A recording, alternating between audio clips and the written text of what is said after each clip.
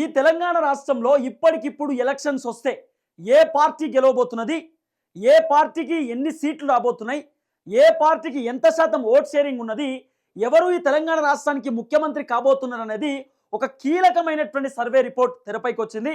ఆ survey report పేరు mood of Telangana. ఈ mood of Telangana survey report ఇప్పుడు తెలంగాణ రాష్ట్రాన్ని ఊపేస్తున్నది. ఓవైపు అధికార పార్టీకి సంబంధించినటువంటి ఎమ్మెల్యేలు, ఎంపీలు, మంత్రులు, ఎమ్మెల్సీలు అందరూ కూడా ఈ సర్వే రిపోర్ట్ని చూసి అయోమయంలో పడ్డటువంటి పరిస్థితి.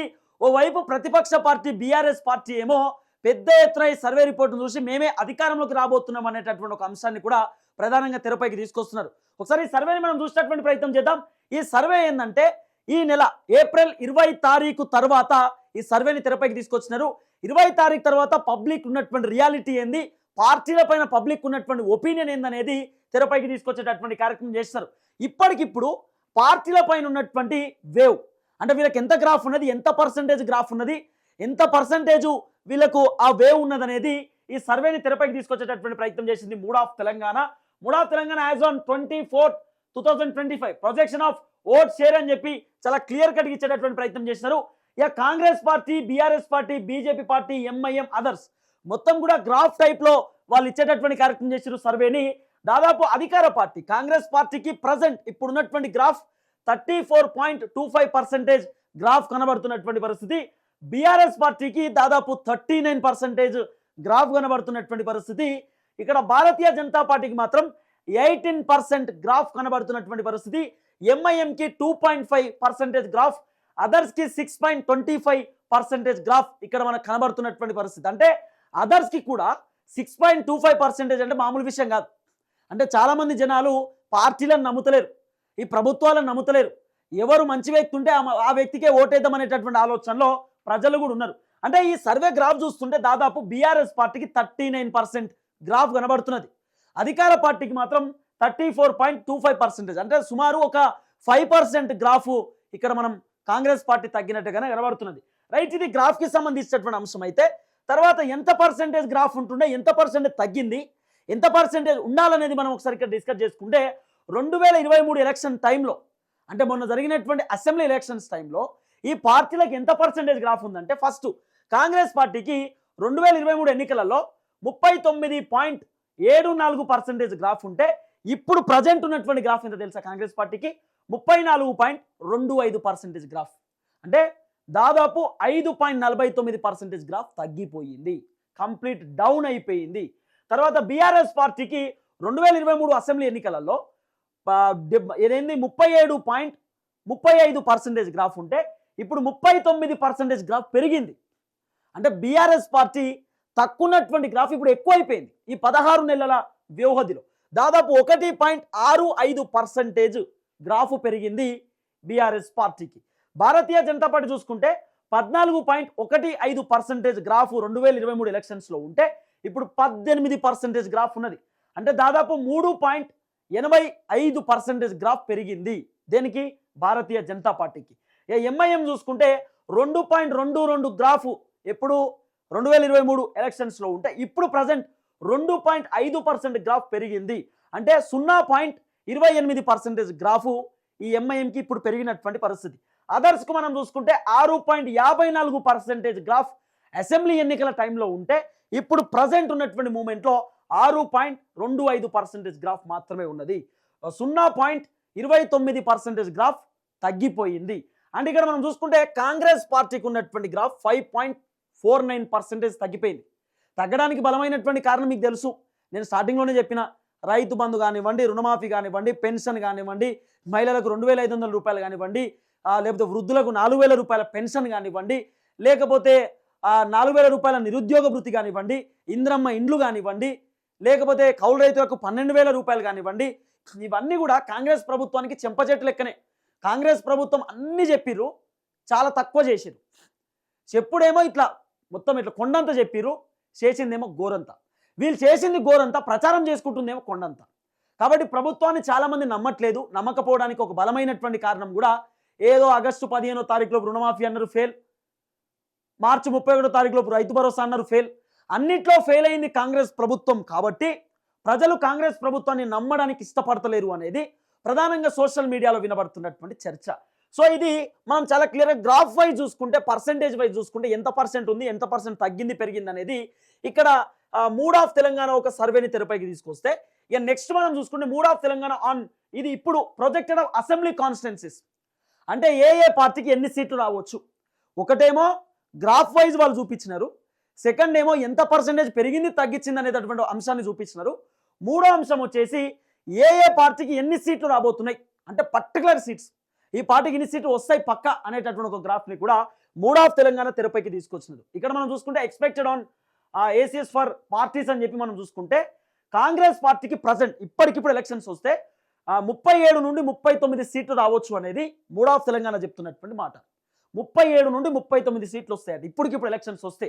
బీఆర్ఎస్ పార్టీకి 58 నుండి 60 సీట్లు రావచ్చు అని చెప్పి మూడ్ ఆఫ్ తెలంగాణ సర్వే చెప్తున్నటువంటి మాట. భారతీయ జనతా పార్టీకి 18 నుండి 19 రావచ్చట, ఎంఐఎంకి 6 నుండి 7 రావచ్చట. ఇదే అసెంబ్లీ ఎలక్షన్స్లో, మొన్న జరిగినటువంటి అసెంబ్లీ ఎలక్షన్స్లో కాంగ్రెస్కి 64 సీట్లు వచ్చినాయి. కానీ ఇప్పుడు ఉన్నటువంటి మూమెంట్లో 39 నుండి 37 అంటున్నారు, అంటే చాలా తగ్గింది. దాదాపు నన్ను అడిగితే ఒక 20-30 సీట్స్ తగ్గినాయి, దాదాపు 20 సీట్స్ 20 to 25 సీట్స్ తగ్గినాయి. అంత తగ్గడానికి బలమైనటువంటి కారణం ఏంది, ఇప్పుడు 37-39 అంటారు కానీ అది కూడా తక్కువే, నాకు తెలిసి అది కూడా ఎక్కువే కావచ్చు, మ్యాక్సిమం 25-26 కూడా రావచ్చు, అంత వ్యతిరేకత ఉన్నది కాంగ్రెస్ పైన. కాబట్టి ఇది ఒక ప్రధానమైన అంశం. తర్వాత బీఆర్ఎస్కి 39 ఉంటే ఇప్పుడు 60 అని చెప్పి చెప్తున్నారు, అంటే కొంత గ్రాఫ్ పెరిగింది. భారతీయ జనతా పార్టీకి 18 నుండి 19 సీట్లు రావచ్చు అని చెప్తున్నారు. ఎంఐఎంకి 6 నుండి 7, ఎంఐఎం కంచుకోట హైదరాబాద్, వాళ్ళ సీట్లు వాళ్ళకే వస్తే వాళ్ళు ఎవరికి అవకాశం కూడా ఇయ్యరు. సో ఇది వాళ్ళు చెప్తున్నటువంటి ప్రొజెక్టెడ్ సీట్స్, ఇన్ని సీట్స్ పర్టికులర్గా రావచ్చు ఒక పార్టీకి అని చెప్పి వాళ్ళు చెప్తున్నటువంటి అంశం. తర్వాత మనం చూసుకుంటే క్లియర్ ఎడ్జ్ ఆఫ్ బీఆర్ఎస్, నేను చెప్పినా కదా ఆల్రెడీ క్లియర్ ఎడ్జ్ బీఆర్ఎస్కి ఎన్ని ఏం కథ అని. Clear edge of BRS, clear edge first ఏమో ఇక్కడ వాళ్ళు ఒపీనియన్స్ ఇచ్చారు. ఒపీనియన్స్ ఏంది, కాంగ్రెస్కి 39 నుండి 37 రావచ్చు, బీఆర్ఎస్ 50 నుండి 60 రావచ్చు, బీజేపీకి 18 నుండి 19 రావచ్చు, ఎంఐఎం 6 నుండి 7 రావచ్చు అని చెప్పి వాళ్ళ ఒపీనియన్ షేర్ చేసుకున్నారు. ఇట్లా ఉంది పరిస్థితి అని చెప్పి. క్లియర్ కట్ ఏం చెప్తారు తెలుసా, క్లియర్ కట్ గిన్ని సీట్లు పర్టికులర్గా వస్తాయి వాళ్ళకి గంతే అని చెప్పి సర్వే ఏం చెప్తున్నది అంటే, క్లియర్ ఎడ్జ్ ఆఫ్ బీఆర్ఎస్ 50, ఇప్పటికిప్పుడు ఎలక్షన్స్ వస్తే 50 నియోజకవర్గాలలో బీఆర్ఎస్ పార్టీ గెలుస్తుందట. 119 నియోజకవర్గాలు మన తెలంగాణ రాష్ట్రంలో ఉంటే 50 నియోజకవర్గాలు గెలుస్తాయి అని చెప్పి వాళ్ళు ఇస్తున్నటువంటి ఒక క్లియర్ కట్ అంశం. Clear edge of national Congress party, అంటే కాంగ్రెస్ పార్టీ అధికారంలో ఉంది, 31 సీట్లు వస్తుందట. ఇప్పటికిప్పుడు ఎలక్షన్స్ వస్తే 31 నియోజకవర్గాలలో కాంగ్రెస్ గెలవచ్చు అని చెప్పి వాళ్ళు ప్రొజెక్టెడ్ సీట్స్ చెప్తున్నటువంటి అంశం. క్లియర్ ఎడ్జ్ ఆఫ్ బీజేపీకి 14 సీట్లు వస్తాయట ఇప్పటికిప్పుడు ఎలక్షన్స్ వస్తే. క్లియర్ ఎడ్జ్ అక్కడ సీట్లు వస్తాయి పక్కా అని చెప్తున్నారు.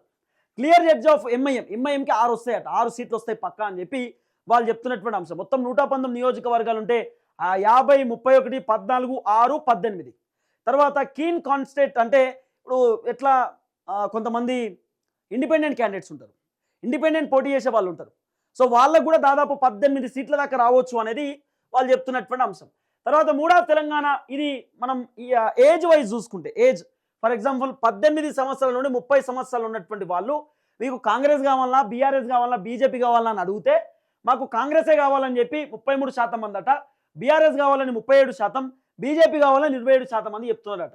31 సంవత్సరం నుండి 40 సంవత్సరాలు ఉన్నటువంటి వాళ్ళు 35% మంది కాంగ్రెస్ అని, 38% మంది బీఆర్ఎస్ అని, 41 నుండి 50 సంవత్సరాలు ఉన్నటువంటి వాళ్ళు 36% కాంగ్రెస్ కావాలని, 40% బీఆర్ఎస్ కావాలని చెప్తున్నారట. 51 నుండి 60 ఏజ్ ఉన్నటువంటి వాళ్ళు కాంగ్రెస్ పార్టీ 58% అని, బీఆర్ఎస్ 41 అని చెప్తున్నారట.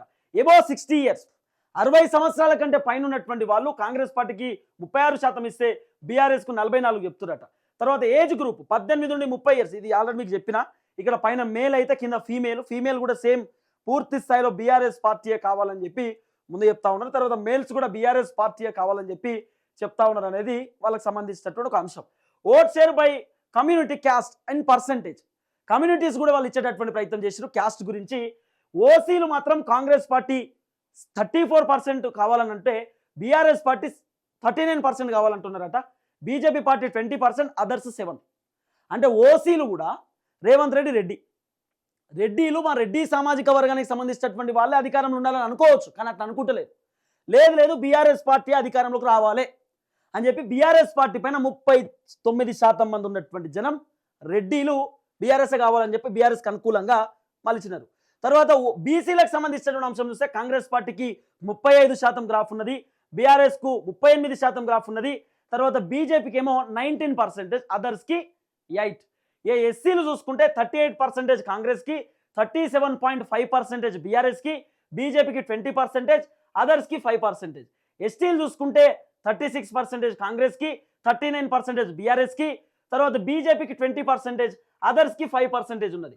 మైనారిటీస్ చూసుకుంటే 40% ఏమో కాంగ్రెస్కి, 39.5% ఏమో ఇక్కడ బీఆర్ఎస్కి, ఇక్కడ 19 అని చెప్పి ఏదో ఇచ్చారు కింద మరి, కానీ ఇది 39.5 అని ఉంది. 39.5% బీజేపీకి 12, అదర్స్కి 8.5% అని చెప్పి మైనారిటీస్కి సంబంధించినటువంటి అంశం ఉన్నది. అంటే దాదాపు ఈ మూడాఫ్ తెలంగాణ ఇచ్చినటువంటి సర్వే ఇప్పటిదాకా చూస్తే బీఆర్ఎస్ అధికారంలోకి ఇప్పటికిప్పుడు రాబోతున్నది. ఈ తెలంగాణ రాష్ట్రానికి కొత్త ముఖ్యమంత్రి, ఆయన పాత ముఖ్యమంత్రే, కానీ ఇప్పటికిప్పుడు ఎలక్షన్స్ వస్తే రేవంత్ రెడ్డి ప్లేస్లో కేసీఆర్ ఉండొచ్చు, బీఆర్ఎస్ అధికారంలోకి రావచ్చు అనేది ప్రధానంగా ఈ సర్వే చెప్తున్నటువంటి సారాంశం. అంటే ఎందుకు ఇంత వ్యతిరేకత వచ్చింది, భయంకరమైనటువంటి వ్యతిరేకత కాంగ్రెస్ పైన, ఎందుకు జనాలు కాంగ్రెస్ని వ్యతిరేకంగా చూస్తూ ఉన్నారంటే వీళ్ళు అన్నీ చెప్పిర్రు, ఏమీ చేయలేదు, చాలా తక్కువ చేశారు. దాదాపు 16 నెలల్లో 1,68,000 కోట్ల రూపాయలు అప్పు చేశారు. ఈ ఇంత అప్పు చేసినటువంటి వీళ్ళు రైతు బంధు లేదు, రుణమాఫీ లేదు, ఏమీ లేదు, రోడ్లు వేపియలే, స్కూళ్ళు కట్టియలే, కాలేజీలు కట్టియలే, హాస్పిటల్ కట్టియలే, ఏం చెప్పలేదు కదా. ఇంత అప్పు చేసి ఏం చేశారు అనేది పెద్ద క్వశ్చన్ మార్క్ లెక్క కనబడుతున్నది. సరే, ఏది ఏమైనా మొత్తానికైతే ఈ సర్వే రిపోర్ట్లు మాత్రం పెద్ద ఎత్తున బీఆర్ఎస్కే ఫేవర్ ఉన్నటువంటి పరిస్థితి. ఇప్పటికిప్పుడు బీఆర్ఎస్ అధికారంలోకి రావచ్చు అనేటటువంటి ఒక అంశాన్ని కూడా ప్రధానంగా తెరపైకి తీసుకొచ్చినారు. కాంగ్రెస్ పైన వ్యతిరేకత రావడానికి 2 అంశాలు ఉన్నాయి. ఒకటి, హైదరాబాద్ సెంట్రల్ యూనివర్సిటీకి సంబంధించినటువంటి అంశం, పర్యావరణాన్ని మొత్తం ఆగం చేయడానికి రేవంత్ రెడ్డి ఆ సెట్లను మొత్తం కొట్టేసిండు అనేటటువంటి ఒక చర్చ నడిచింది. ఆ హెచ్సియుకు సంబంధించినటువంటి ఇష్యూ, భారతదేశంలో ఉన్నటువంటి అన్ని రాష్ట్రాలు తెలంగాణ వైపు చూసినాయి. ప్రకృతిని ప్రేమించేటటువంటి వాళ్ళందరూ కూడా రేవంత్ రెడ్డిని విమర్శించినటువంటి దాఖలాలు మనం చూసినాం. తర్వాత రేవంత్ రెడ్డి ఆయన ఇంద్రమ్మ ఇండ్లు అని చెప్పుడు, కొత్త రేషన్ కార్డులు అని చెప్పుడు, సన్న బియ్యం అని చెప్పుడు, ఇవన్నీ కూడా రేవంత్ రెడ్డి పెద్ద ఎత్తున దెబ్బ పడ్డది. కళ్యాణ లక్ష్మి అని, షాదీ ముబారక్ అని ఇవన్నీ చెప్పినటువంటి దాఖలాలు మనం అన్ని కూడా చూసినాం.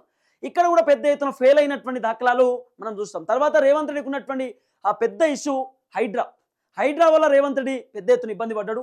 అంటే ఎఫ్టీఎల్ బఫర్ జోన్ అని చెప్పి పేదవాళ్ళు ఇల్లులే కూల్చేసిండు, ఉన్నవాళ్ళు ఇల్లులు అట్నే పెట్టిండు అనేటటువంటి ఒక చర్చ కూడా నడిచింది. కాబట్టి ఇవన్నీ కూడా రేవంత్ రెడ్డికి చెంప చెట్టు లెక్క కనబడుతున్నటువంటి పరిస్థితి. సరే, ఏది ఏమైనా కూడా మొత్తానికి ఈ గ్రాఫ్ చూసుకుంటే మాత్రం బీఆర్ఎస్కు సుమారు ఒక 60 సీట్లు రావచ్చు అనేటటువంటి ఒక ప్రధానమైనటువంటి అంశం ఉన్నది. తెలంగాణ రాష్ట్రంలో గెలవాలంటే కూడా మినిమం 60 నుండి 65 సీట్లు రావాలి ఒక పార్టీకి. ఎవరికి ఎక్కువ సీట్లు వస్తే వాళ్ళే కదా అధికారంలో ఉండేది. కానీ మినిమం మ్యాచ్ సీట్స్ మాత్రం 55 to 65 అనేది కొంత సోషల్ మీడియాలో వినబడుతున్నటువంటి ప్రచారం. చూద్దాం ఏం జరగబోతుందో.